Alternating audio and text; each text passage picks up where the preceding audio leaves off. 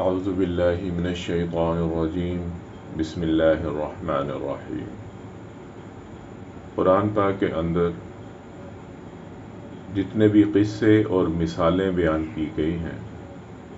وہ اس لیے ہیں تاکہ ہم اس سے عبرت حاصل کریں اور ان اعمال سے بچیں جن اعمال پر پچھلی قوموں پر عذاب نازل ہوا۔ اور اگر آپ ان قصوں اور مثالوں کو اپنے موجودہ حالات پہ لاگو کریں تو ایسا محسوس ہوتا ہے جیسے یہ آج کل کے حالات کے مطابق ہی یہ آیات نازل ہوئی ہیں، اور ہمارا جو بھی گمان ہے اور جو بھی ہمارے اعمال ہیں ایسا لگتا ہے کہ وہ اس قرآن پاک کے اندر قلم بند کر دیے گئے ہیں۔ یہ اللہ رب العزت کا کلام ہے اور قیامت تک کے لیے ہے، اس لیے قیامت تک کے پیش آنے والے واقعات اور حالات کی یہ صحیح معنوں میں ترجمانی کرتا ہے۔ ان آیات کے اندر جن کی آج ہم سننے کی سعادت حاصل کریں گے ان کے اندر بھی اسی قسم کی بات بیان کی گئی ہے جو آج کل ہم خود اپنی زبان سے اپنے لیے کہتے ہیں۔ اللہ تعالیٰ قرآن پاک میں ارشاد فرماتا ہے، اولا یعلمون ان اللہ یعلم ما یسرون وما یعلنون،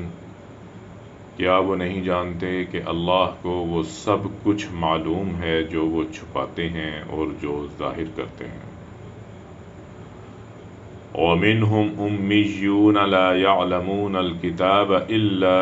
أَمَانِيَّ وَإِنْهُمْ إِلَّا يَظُنُّونَ، اور ان یہود میں سے بعض ان پڑھ بھی ہیں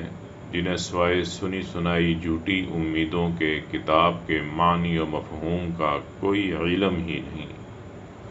وہ کتاب کو صرف زبانی پڑھنا جانتے ہیں۔ یہ لوگ محض وہم و گمان میں پڑے رہتے ہیں۔ فَوَيْلٌ لِّلَّذِينَ يَكْتُبُونَ الْكِتَابَ بِأَيْدِيهِمْ ثُمَّ يَقُولُونَ هَٰذَا مِنْ عِندِ اللَّهِ لِيَشْتَرُوا بِهِ ثَمَنًا قَلِيلًا فَوَيْلٌ لَّهُم مِّمَّا كَتَبَتْ أَيْدِيهِمْ وَوَيْلٌ لَّهُم مِّمَّا يَكْسِبُونَ، بس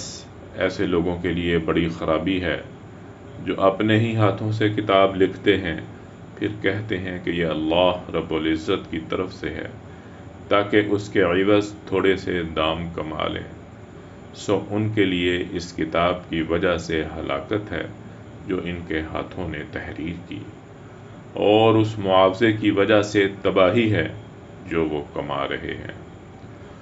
وَقَالُوا لَن تَمَسَّنَا النَّارُ إِلَّا أَيَّامًا مَّعْدُودَةً قُلْ أَتَّخَذْتُمْ عِندَ اللَّهِ عَهْدًا فَلَن يُخْلِفَ اللَّهُ عَهْدَهُ أَمْ تَقُولُونَ عَلَى اللَّهِ مَا لَا تَعْلَمُونَ، اور وہ یہود یہ بھی کہتے ہیں کہ ہمیں دوزخ کی آگ ہرگز نہیں چھوئے گی سوائے گنتی کے چند دنوں کے۔ ذرا آپ ان سے پوچھیں، کیا تم اللہ سے کوئی ایسا وعدہ لے چکے ہو؟ پھر تو وہ اپنے وعدے کے خلاف ہرگز نہ کرے گا، یا تم اللہ پر یوں ہی وہ بہتان باندھتے ہو جو تم خود بھی نہیں جانتے۔ بَلَىٰ مَن كَسَبَ سَيِّئَةً وَأَحَاطَتْ بِهِ خَطِيئَتُهُ فَأُولَٰئِكَ أَصْحَابُ النَّارِ هُمْ فِيهَا خَالِدُونَ، ہاں واقعی جس نے برائی اختیار کی اور اس کے گناہوں نے اس کو ہر طرف سے گھیر لیا تو وہی لوگ دوزخی ہیں، وہ اس میں ہمیشہ رہنے والے ہیں۔